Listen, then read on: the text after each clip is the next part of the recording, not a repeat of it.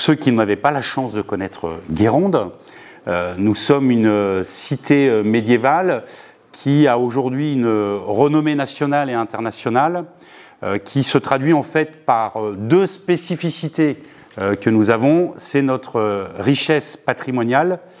Et quand je parle de patrimoine environnemental et de patrimoine bâti. Puisqu'il faut savoir que nous sommes situés géographiquement sur des coteaux. La ville de Guérande domine donc toute la presqu'île et la côte, le littoral. Et c'est une commune qui a une position centrale au niveau du territoire. Puisque, pour ceux qui ont pu le constater en y venant, c'est l'artère principale qui permet d'accéder au nord du territoire, donc vers Herbignac et la Bretagne, Vannes, qui permet aussi d'accéder aux villes côtières, le Pouliguen, Basse-sur-Mer, le Croisic, la Turballe, Piriac. C'est donc aussi l'axe principal qui amène le nord du département vers la commune de Saint-Nazaire, qui est donc aujourd'hui le bassin d'emploi du territoire. Alors même si on n'est pas la même agglo, mais ce sont nos voisins, puisque pour vous donner un ordre d'idée, au quotidien, c'est 60 000 véhicules qui empruntent la route départementale Guérande vers Saint-Nazaire. Donc nous sommes une ville centrale qui hérite d'un passé riche et d'une histoire, et vous le verrez aussi, qui est très marquée par une culture bretonne. Alors la ville a une spécificité, vous le remarquerez, c'est que nous sommes un territoire très très vaste pour une commune, puisque nous avons à peu près une surface de 8000 hectares, et nous sommes globalement un territoire qui est composé à 80% d'espaces naturels. Alors quand je parle d'espace naturel, je parle forcément de terres agricoles, de forêts, et je parle aussi sur un élément très prégnant ici qui est l'eau. Donc il y a un enjeu environnemental très important qui est aussi décliné, nous, dans nos politiques publiques et dans tous les projets que nous mettons en place. 1975, 7500 habitants, 2023, 17 000 habitants. Puisque nous sommes aussi l'une des rares cités médiévales dont le tour des remparts en termes de patrimoine est intact et fait la totalité de l'intramuros. Globalement, la commune, on accueille à peu près 1 500 000 visiteurs par an. Donc, qu'est-ce qu'on peut imaginer pour que, pas seulement l'intramuros, mais cette agglomération globale de Guérande puisse se développer au niveau habitat, mais au niveau habitat pour pas comme des gens de mon âge, pour des jeunes couples qui vont venir avec des enfants, qui vont faire vivre Guérande. C'est ça l'important. Et monsieur le maire l'a précisé aussi, dans les espaces publics, ce qu'on attend, c'est forcément un recul de la présence de la voiture. Hein, vous le verrez quand on passe dans certaines places. Porte Vantez, j'y passais encore tout à l'heure, c'est un parking qu'il y a devant Porte Vantez. Moi, je pense qu'on a bien autre chose à faire que ça.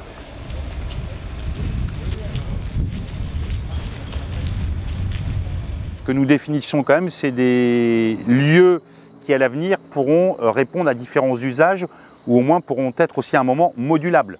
C'est-à-dire que l'affectation est moins certaine d'être à un seul usage, mais la réflexion, c'est d'ouvrir à d'autres possibilités. Flexible, ouais. Alors, sur la ville de Guérande, vous avez 4 portes d'entrée dans l'intramuros. Les principales sont la porte Saint-Michel, que nous avons eue, et la porte Vantez.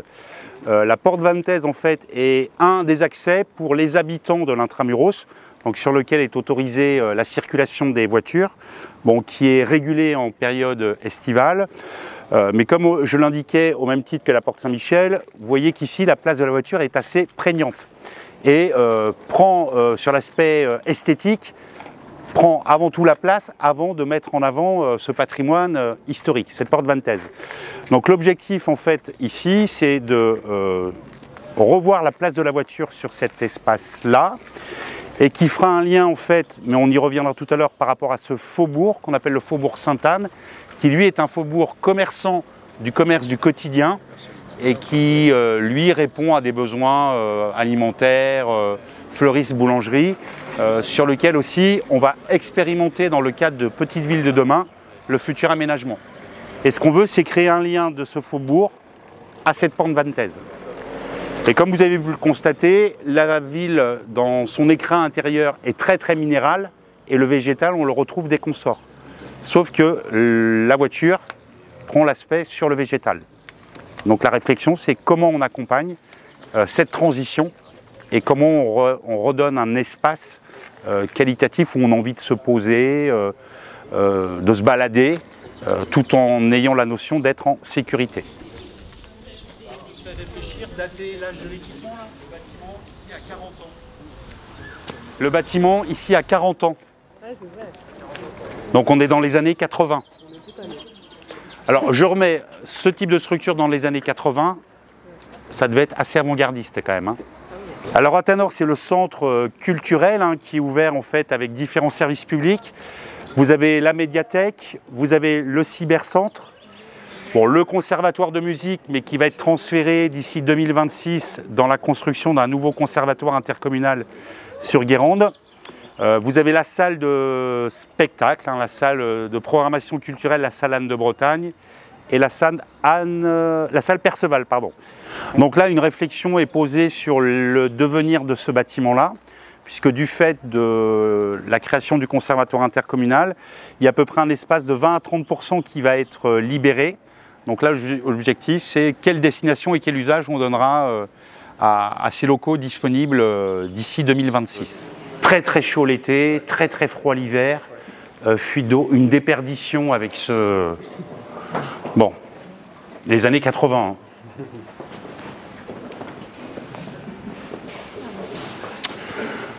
Après, l'endroit est hyper stratégique. Ça, c'est indéniable. Un centre culturel, un cinéma, du parking. On a le foncier, on va dire. C'est alors, on est propriétaire de tout le foncier ici. Alors, ce que je disais, ça, c'est le poumon vert de la ville de Guérande et c'est le seul que nous ayons en maîtrise communale sur le secteur. Alors, il est un peu éloigné. Rappelez-vous toujours, il n'y a pas de lien. Parce que quand je suis ici, j'arrive ici, je ne connais pas la ville, je me stationne ici, je suis incapable de savoir dans quelle direction je dois aller pour rejoindre les remparts. Et on pense que par rapport à l'aménagement des espaces publics, on peut inciter de manière intuitive les gens à aller vers le centre-ville. La vision qu'on avait, c'était un peu ici le point de départ, donc démarrer dans un espace vert pour créer un chemin de découverte, donc qui partent d'ici, qui rejoignent le parcours qu'on a fait là, à la porte vantaise, qui puisse traverser le secteur de l'intramuros et qui ensuite, dans la visite finale, se terminera aussi par le Petit Paradis, qui là est un espace totalement naturel, boisé, alors lui qui est dans son état brut et qui aussi vient faire la conclusion ou pas de ce parcours. Donc l'idée qu'on a dans la réflexion, c'est d'aménager aussi toute cette partie-là jusqu'au Petit Paradis pour laisser la place justement à ces déplacements doux.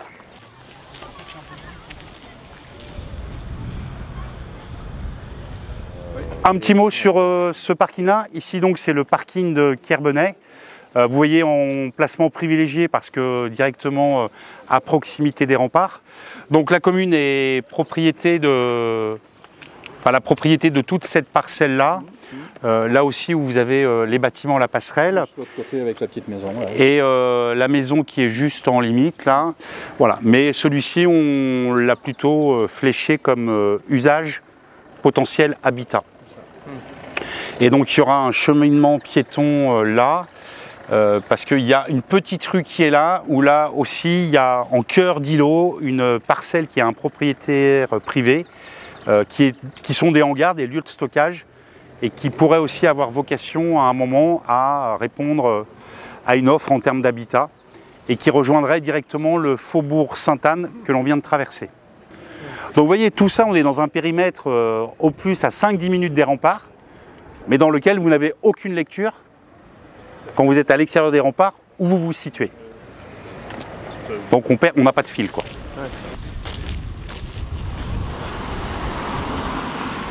Donc on a pas mal partagé, réfléchi sur ce parking-là, pour en fait, en finalisation, se dire qu'il resterait à vocation de poche de stationnement.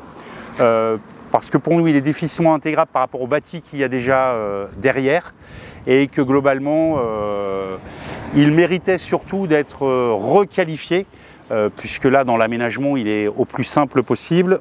On a beaucoup de désagréments, parce que pour la petite histoire, ce parking est construit sur une mare. Donc l'objectif c'est d'en faire un aménagement paysager qualitatif avec un sol perméable et qui aura vocation après à être en stationnement payant.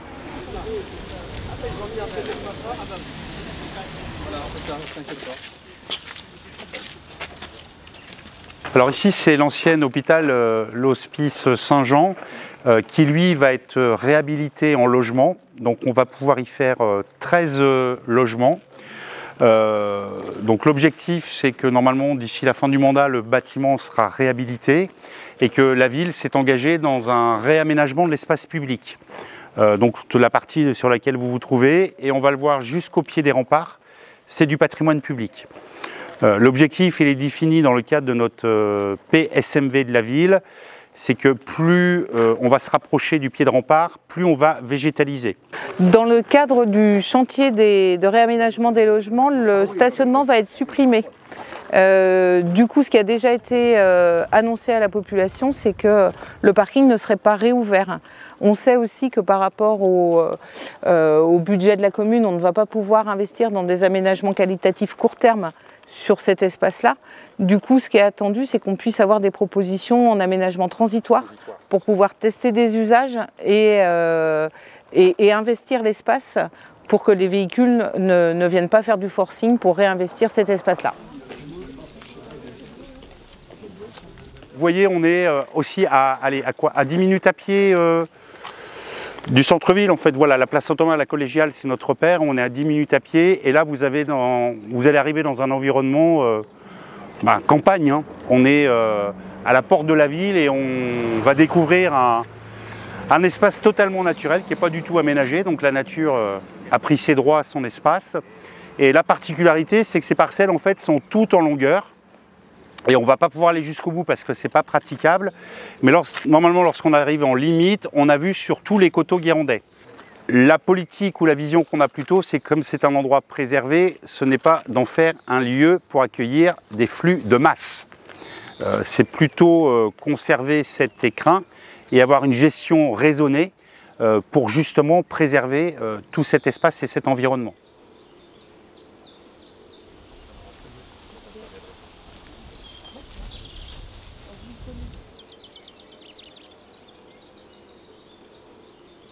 Donc on arrive là sur les plaines, entre guillemets, les coteaux, qui sont plutôt des exploitants ou plutôt des animaux, vaches, chevaux qui sont là. Et c'est là où vous avez la vue sur tous les marais salants et les communes littorales.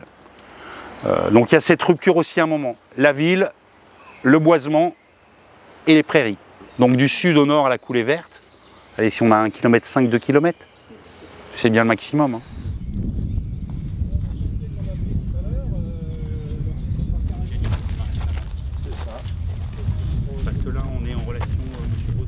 Nous venons d'achever notre visite terrain de la ville de Guérande avec la mission qui avait été confiée dans le cadre d'Europan de pouvoir apporter une vision sur la trajectoire et les enjeux pour la ville de Guérande sur les secteurs que nous avions donc identifiés. Donc plus au nord de la ville sur des secteurs de coulées vertes avec des aménagements urbains, en passant par le centre-ville historique avec sa vocation plutôt touristique et commerçante. Et puis achever aussi ce périple et ce parcours par un espace naturel du Petit Paradis. L'objectif était de démontrer sur le terrain qu'il était nécessaire de donner du lien et du liant à ces différents sites de la ville afin de pouvoir emmener l'habitant ou le presqu'îlien ou le touriste à découvrir notre région tout en ayant comme objectif de préserver notre cadre de vie et notre environnement. Donc pour conclure, je suis ravi d'avoir accueilli l'ensemble des jeunes architectes qui ont pu découvrir, s'imprégner de la ville et de pouvoir aussi porter le sens que nous avions donné à la trajectoire et vision de Guérande pour les 10, 15 et 20 prochaines années. Donc un grand merci à toutes et tous pour votre investissement.